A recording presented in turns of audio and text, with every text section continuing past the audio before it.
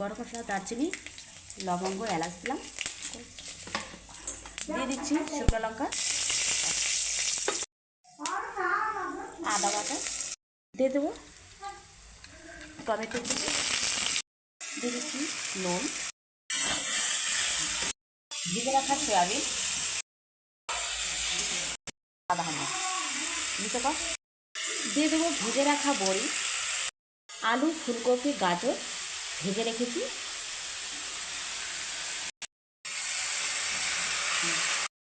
দিয়ে দিচ্ছি এখানটায় হলুদ, দিয়ে দেবো কয়েক টুকরো কাঁচা লঙ্কা, আর দিয়ে দেবো সামান্য জল, দিয়ে দেবো একটুখানি চিনি, দিয়ে দিচ্ছি এখানে গরম মশলা, ভাজা মশলাগুলো, ধনে পাতা কুচি,